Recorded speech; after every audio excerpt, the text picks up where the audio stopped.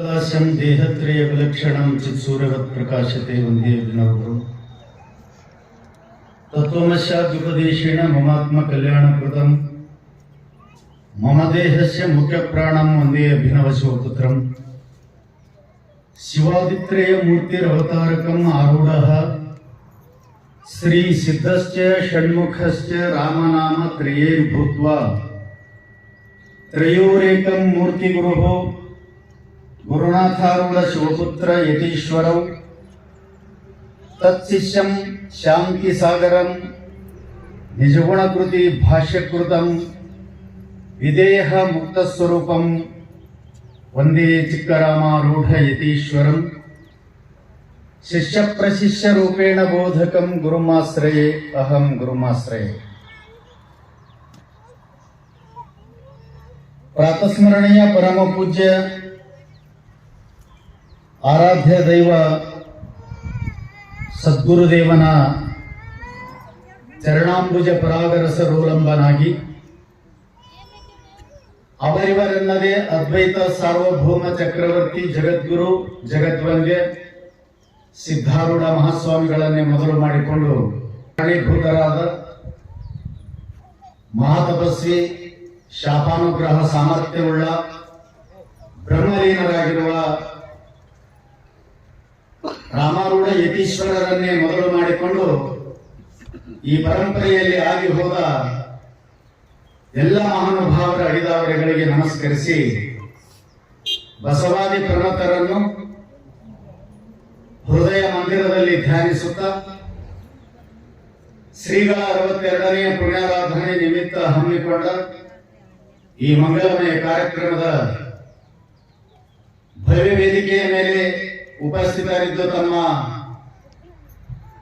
ಸ್ವಾನುಭವ ಯುಕ್ತಿ ಪ್ರಯುಕ್ತಿಗಳಿಂದ ತತ್ವ ವಿಷಯದ ಮೇಲೆ ಪ್ರವಚನಗಳನ್ನು ದಯಪಾಲಿಸಿ ವಿಶ್ರಮಿಸಿರುವ ಎಲ್ಲ ಪೂಜ್ಯರಲ್ಲಿಯೂ ಶಾಸ್ತ್ರೀಜಿಯವರಲ್ಲಿಯೂ ಶರಣಾರ್ಥಿಗಳನ್ನು ಸಲ್ಲಿಸಿ ಶಿವಸಭೆಯಲ್ಲಿ ಸಮ್ಮಿಲಿತಗೊಂಡಿರುವ ಸಕಲ ಶಿವಶರಣರೇ ಶಿವಶರಣೀಯರೇ ಸದ್ಭಕ್ತರೇ ನಿಮ್ಮೆಲ್ಲರಿಗೂ ನನ್ನ ಅನೇಕ ವಂದನೆಗಳನ್ನು ಸಲ್ಲಿಸಿ ಶಿವಸ್ವರೂಪಿಗಳೇ, ಬೆಳಗಿನ ಜಾವ ಚಿಂತನೆಗಾಗಿ ಇರಿಸಿಕೊಂಡಂತಹ ವಿಷಯ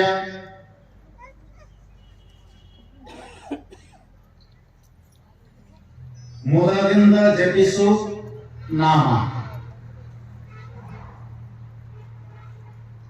ಅದುವೇ ನಿನ್ನ ನಿಯಮ,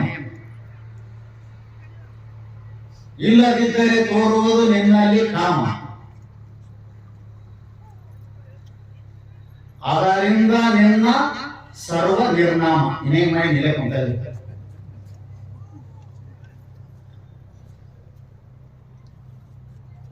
ನೋಡಿ ಎಷ್ಟು ವಿಜಯ ಅದ. ನಿನ್ನ ಕಾಮ ತುಂಬಿತು ಅಂದ್ರ ಪ್ರೇಮ ಹಾರಿ ಹೋಗ್ತದಂತ.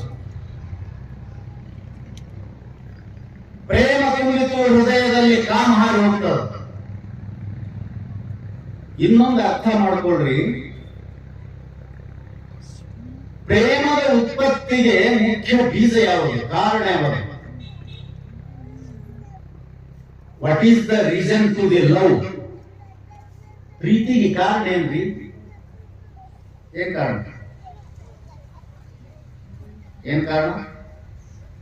ಕುಸದ ಕಾರಣ?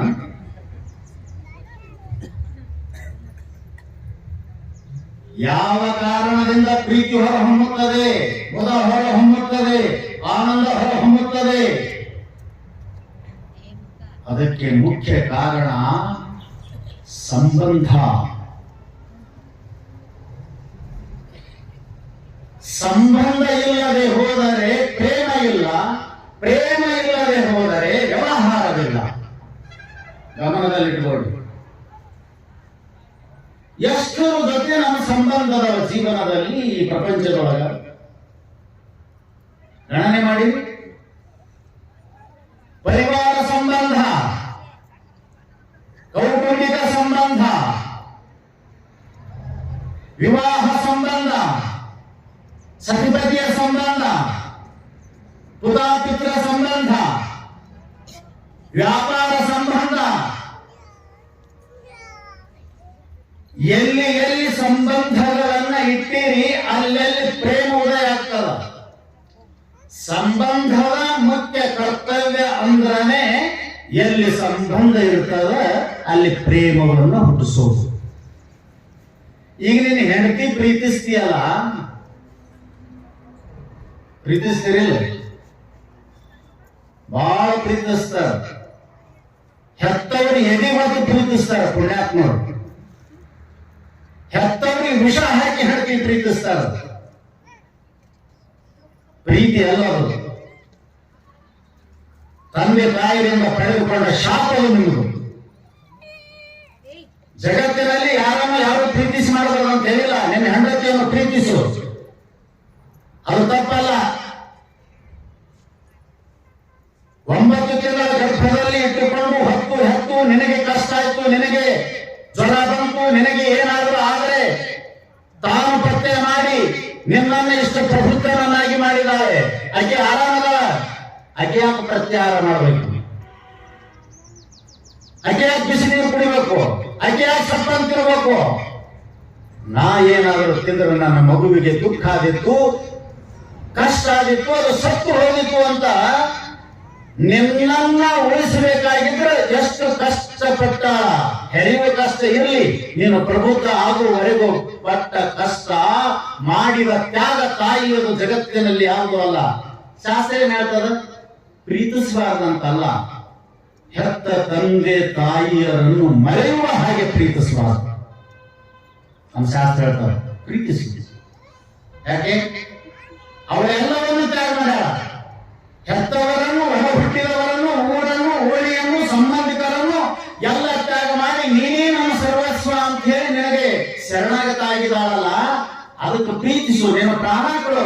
ಆದ್ರೆ ಜನ್ಮ ಪಟ್ಟ ತಂದೆ ತಾಯಿಗಳಿಗೆ ದುಃಖ ಪಟ್ಟು ಅವರನ್ನು ಅನಾಥಾಶ್ರಮದಲ್ಲಿಟ್ಟು ನೀ ಅವಳ ಜೊತೆ ಜಾರಿಯಾಗಿರ್ತೀಯ ಅಂದ್ರೆ ನೀವಿಬ್ಬರು ನರಕಕ್ಕೆ ಹೋಗ್ತೇವೆ. ನಮ್ಮ ಶಾಸ್ತ್ರ ಹೇಳ್ತದ ಪ್ರೀತಿಸು. ನಾ ಕೇಳಿದೇನಂತ ಹೇಳಿದ್ರೆ, ನಿನ್ನ ಹೆಂಡತಿ ಪ್ರೀತಿ ಮಾಡ್ತೀರ, ಯಾವಾಗ ಮಾಡಕತ್ತೆ ಅಂತ ಕೇಳ್ತೀನಿ ನಾ.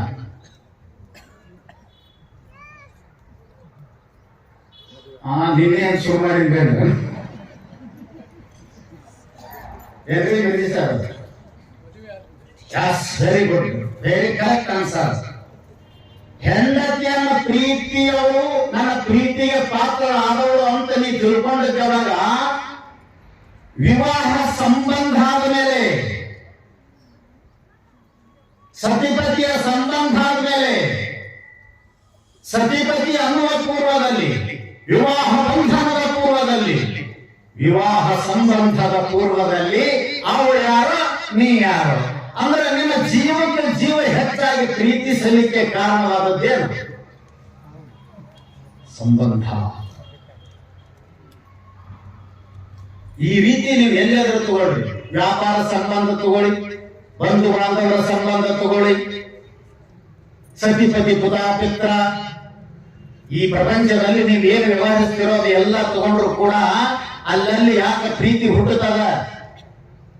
ಯಾಕೆ ಎದ್ದೆದ್ದೆದ್ದು ಮನೆಗೆ ಹೋಗಿರಿ? ಸತಿ ನಾ ಕೇಳ್ತೇನೆ, ಪ್ರವಚನ ಬಿಟ್ಟು ಕೂಡ ಎಲ್ಲಿ ಹೋಗ್ತೇವೆ? ಮನೆಗೆ. ಯಾರ ಮನೆ? ಬಸ್ ಮನೆಗೆ ಹೋಗ್ಬೇಕು, ಹೊಡಿತಾರೆ ಅವ್ರು ಹೊಡಿಲಿಲ್ಲ ಅಂದ್ರೂ ನೀವು ಹೋಗೋದಾಗೋದಲ್ಲ. ಯಾಕೆ? ಪ್ರೀತಿಯಲ್ಲಿ. ಎಲ್ಲಿ? ಪಕ್ಕದ ಮನೆಯ ಪ್ರೀತಿ ಇಲ್ಲ ನಿನಗೆ. ಯಾಕೆ? ಯಾಕೆ? ಸಂಬಂಧ ಇಲ್ಲ. ಆ ಮನೆಯ ಸಂಬಂಧ ನಿನಗಿಲ್ಲ. ಅವಲ್ಲೇ ಗೋಡೆಗಳು ಹತ್ತುಕೊಂಡು ಕುಳಿತಿದ್ರು ಕೂಡ ಸೀದಾ ನಿನ್ನ ಮನೆಗೆ ಹೋಗ್ತಿ. ಯಾಕ? ನಿನ್ನ ಮನೆ ಮೇಲೆ ಪ್ರೀತಿ ಅಲ್ಲ. ಮತ್ತ ಅದು ಕೈಲಿಂದ ಕಟ್ಟಾರ, ಅದು ಕೈಲಿಂದ ಕಟ್ಟಾರ, ಸೇಮ್ ಅದಾವ ಎರಡು. ಮತ್ತ ಅದನ್ನ ಯಾಕೆ ಪ್ರೀತಿಸ್ತಿ, ಇದನ್ನ ಯಾಕೆ ಪ್ರೀತಿಸಿದಿಲ್ಲ ಅಂದ್ರ ಇದರ ಜೊತೆ ಸಂಬಂಧ ಬೆಳೆಸಿಕೊಂಡಿರಿ, ಪ್ರೀತಿಗೆ ಪಾತ್ರ ಆಗ್ಯದ. ಇದರ ಜೊತೆ ಸಂಬಂಧ ಇಲ್ಲ, ಅದು ಬಿದ್ರೇನು, ಮುರಿದ್ರೇನು, ಏನು ಮಾಡಿದ್ರೇನು, ಹ್ಯಾಂಗ ಇಲ್ಲೋ ಹಾಗೆ ಮನುಷ್ಯ ಜೀವನದಲ್ಲಿ ಪ್ರಪಂಚದ ವಸ್ತುಗಳ ಜೊತೆಗೆ ಹೇಗೆ ಸಂಬಂಧ ಬೆಳೆಸಿದಾನೋ ಹಾಗೆ ಭಗವಂತನೊಳಗೆ ಸಂಬಂಧ ಬೆಳೆಸಿದ್ರೆ ಮೋದ ತಾನೇ ಒಳಗೆ ಬರ್ತದ, ಎತ್ತು ಹೊರಗೆ ಬರ್ತದ, ತುಟಿ ಬೀಳ್ತದ, 8 ಇಂಚ್ ಬೋರ್ ಬಿದ್ದಂಗ. ಇದ್ಯಾರು ಬೇಕಾಗಿತ್ತು ಬೋರ? ನೀರಿನ ಬೋರ್ ಬಿದ್ರೆ ಸಾಕು. ಸಂಬಂಧ ಬೆಳೆಸ್ಕೊಂಡು ನೋಡು, ಪ್ರೀತಿ ಉಕ್ಕಿ ಹರಿತದ, ಮೋದ ಉಕ್ಕಿ ಹರಿತದ, ಸಂತೋಷ ಉಕ್ಕಿ ಹರಿತದ. ಅಂತ ಸಂತೋಷದಿಂದ ಆ ಭಗವನ್ನಾಮವನ್ನು ಉಚ್ಚಾರಣೆ ಮಾಡಿದರೆ ಸಾಕು, ನಿನಗೆ ಬಂದ ಕಷ್ಟಗಳು ತತ್ಕಾಲದಲ್ಲಿಯೂ ಕೂಡ ಉಪಶಮನ ಆಗ್ತಾವ. ಲಕ್ಷ್ಯದಲ್ಲಿ ಇಟ್ಕೊಳ್ರಿ. ನಿಮ್ಗೇನಾದ್ರೂ ಕಷ್ಟ ಬಂತು, ಮನಸ್ಸಿಗೆ ವ್ಯತಿ ಆಯ್ತು, ಏನೋ ನಿಮ್ಗೆ ಅನಿಸ್ತು, ಬಹಳ ಒಂಥರ ಟಯರ್ಡ್ ಆದಂಗಾಗಿ, ಏನಪ್ಪ ಇವತ್ತು ಇಷ್ಟಾಗಿ ಬೇಜಾರಾಯ್ತು ನನಗ ಅನ್ನುವಂತ ಸ್ಥಿತಿಯಲ್ಲಿ ನೀವು ಏನಾರಿ ಮಾಡಬೇಡ್ರಿ.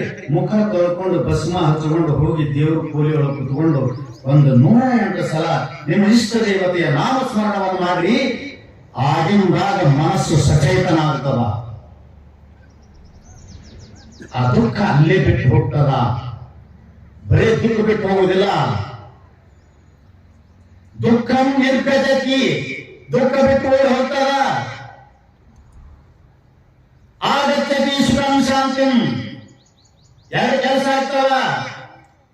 ನೀವು ಈ ತರ ಸಂತೋಷವಾದ ಪ್ರೇಮ ತುಂಬಿದ ಹೃದಯದಿಂದ ನಿಮ್ಮ ಇಷ್ಟ ದೇವತೆ, ನಿಮ್ಮ ಗುರುಗಳ, ಪರಮಾತ್ಮನ ನಾಮಸ್ಮರಣೆ ಮಾಡಿದ್ರಿ ಅಂದ್ರ ದುಃಖ ಬಿಟ್ಟು ಹೋಗ್ತದ, ಸುಖ ಸಂಪತ್ತಿ ಬಂದು ಒಳಗೆ ನೆಲೆಸ್ತದಂತ. ಆಗಚ್ಚತಿ ಸುಖ ಸಂಪತ್ತಿ, ತಾವೇ ಬಂದು ಸೇರ್ತಾವ ಒಳಗ. ನಾವು ಎಂತಿಂತ ನಷ್ಟವಾಗುವ ವಸ್ತುವಿನ ಜೊತೆ, ನಶ್ವರವಾದ ಶರೀರದ ಜೊತೆ ಪ್ರೇಮ ಇಟ್ಟುಕೊಂಡಿವೆಲ್ಲ, ಈ ಯಾವ 100 ಪಟ್ಟು ಈ ವಿಷಯ ವಸ್ತುಗಳಲ್ಲಿ ಇಟ್ಟ ಪ್ರೇಮದ ಒಂದು ಅಂಶವನ್ನು ಪರಮಾತ್ಮನ ಮೇಲೆ ನಾವು ಸಂಬಂಧದಿಂದ ಬೆಳೆಸಿಕೊಂಡ್ರೆ ಸಾಕು, ಜೀವನ ಪಾವನ ಆಗ್ತದಂತ. ಅವನು ನೆನಪೇ ಆಗುವುದಿಲ್ಲ ನಮಗ. ನೀವು ಇವು ಎಲ್ಲ ಪ್ರೀತಿಸಲಿಕ್ಕೆ ಕಾರಣ ಯಾರು? ಲಕ್ಷ್ಯದಲ್ಲಿ ಇಟ್ಕೊಳ್ರಿ. ನಿಮ್ಮ ಕಣ್ಣಿಗೆ ಕಾಣತಕ್ಕಂತ ಸಮಸ್ತ ವಿಷಯ ವಸ್ತುಗಳು ಯಾರೇ ಆಗಿರ್ಬೋದು, ಹೆಂಡತಿ, ಮಕ್ಕಳು, ಹೊಲ, ಮನಿ ಏನ್ ಅದಾವಂತೂ ಕೂಡ ಅವುಗಳ ಮ್ಯಾಲ ಪ್ರೇಮ ಬರುವಂಗ ಆಗಲಿಕ್ಕೆ ಕಾರಣ ಯಾರ್ರೀ? ಯಾರು? ಸತ್ಯಂ ಶಿವಂ ಸುಂದರಂ. ತಿಳಿದು ಪ್ರೀತಿಸ್ರಿ. ಹೆಂಡತಿ ಗಂಡನನ್ನ ಪ್ರೀತಿಸ್ತಾಳ ಅಂತಂದ್ರೆ ಸುಮ್ಮನೆ ನಾಟಕ ಅದ. ಹೆಂಡತಿಯನ್ನ ಗಂಡ ಪ್ರೀತಿಸ್ತಾನಂದ್ರೆ ನಾಟಕ ಅದ. ನಾ ನಿಮ್ಗೆ ಹಟ್ಟಿ ಕಿಚ್ಚಿಗೆ ಹೇಳಂಗಿಲ್ಲ. ನಿಮ್ಗೆ ಓದಾಕ್ ಬರ್ತಿತ್ತಂದ್ರೆ ಪ್ರಧಾನಕ್ಕೆ ಉಪನಿಷತ್ ತಗೊಳ್ರಿ. ಯಾಜ್ಞವಲ್ಕ್ಯ ಮಹಾರಾಜರು ತನ್ನ ಹೆಂಡತಿ ಮೈತ್ರಿಯನ್ನು ಮುಂದೆ ಕುಂದಿಸ್ಕೊಂಡು ಈ ಪ್ರೀತಿ ಯಾವುದ್ರ ಸಲಿಗೆ ಮಾಡ್ತಾರ ಅನ್ನೋದಕ್ಕ ಒಂದು ಅರ್ಥ ಉಪನಿಷತ್ ಅದನ್ನೇ ಬರ್ದಾರ. ನೋಡ್ರಿ, ಹೋಗಿ ಓದ್ರಿ ಅನ್ಸಲ್ಸ. ಗಂಡನನ್ನು ಹೆಂಡತಿ ಪ್ರೀತಿಸುವುದಕ್ಕೆ, ಹೆಂಡತಿಯನ್ನು ಗಂಡ ಪ್ರೀತಿಸುವುದಕ್ಕೆ ಓದ್ಬೇಕು. ಸ್ವಲ್ಪ ಓದ್ಬೇಕು, ತಿಳ್ಕೋಬೇಕು. ನಾ ಕೇಳ್ತೀನಿ ನಿಮಗ, ಇಷ್ಟೆಲ್ಲ ವಿಷಯ ವಸ್ತುಗಳನ್ನ ಪ್ರೀತಿಸಲಿಕ್ಕೆ ಕಾರಣವಾಗಿರತಕ್ಕಂಥವನೇ ಪರಮಾತ್ಮ. ನಾವು ಅವನ್ನೇ ಮಾಡ್ತೀವಿ ಬಿಡ್ತೀವಿ. ಯಾರ ಸಹಾಯದಿಂದ ಇದನ್ನು ಮಾಡ್ತೀವಿ? ಯಾರ ಸಹಾಯದಿಂದ ವಿಶ್ವವನ್ನು ಪ್ರೀತಿಸ್ತೀವಿ? ಯಾರ ಸಹಾಯದಿಂದ ಪ್ರತಿ ಒಬ್ಬೊಬ್ಬ ವ್ಯಕ್ತಿ ಪರಸ್ಪರವಾಗಿ ಪ್ರೀತಿ ಮಾಡ್ತಾರ ಅಂತ ಕೇಳಿದರೆ ಒಳಗೆ ಪರಮಾತ್ಮದನ. ಗಂಡನನ್ನು ಅಷ್ಟು ಪ್ರೀತಿಸುವ ಹೆಂಡತಿ ಒಳಗಿರುವ ಶಿವ ಕಳೆ ಕಾಲ ಅದಕ್ಕೊಂದು ಹೆಸರು ಬರ್ತದ. ಈಗ ಶಿವ ಸ್ವರೂಪಿಗಳು, ಈಗ ಮಂಗಲ ಸ್ವರೂಪಿಗಳು, ಈ ಕಲ್ಲಪ್ಪ, ಮಲ್ಲಪ್ಪ, ಆವ ಈವ ಎಲ್ಲ ಹೆಸರನ್ನು ಕರೆಸ್ಕೊಳ್ತೀರಿ. ಒಳಗಿನ ಶಿವ ಸರ್ವ ಶವ ಆಗುತ್ತದ. ನೀನು ಸುಂದರ ನಾಮ ಹಾಡಬೇಕು. ಏನ್ ಬರ್ತಾವ? ಹೆಣ.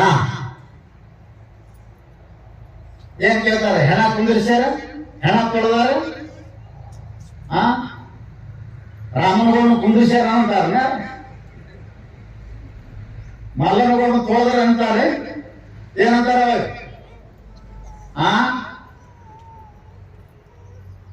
ಪಾರಾವಾಕನ್ ತೊಳೆದ್ರೆ ಪರ ಇಲ್ಲಿ ಎದುರಿಸಿದ್ದವು. ನಾವು ಹಿಂಗೆ ಹೇಳ್ತಿದ್ದೆ, ಆಕಿ ಪಾರವನೆ ಬಂದಾಳಿದ್ದೆ. ಪಾರಾವಕನ್ ತೊಳೆದ್ರೇನ್, ಪಾರಾವಕನ್ ಕುಂದಿರ್ಸಿದ್ರೇನ ಅಂತ ಅಂದೆ.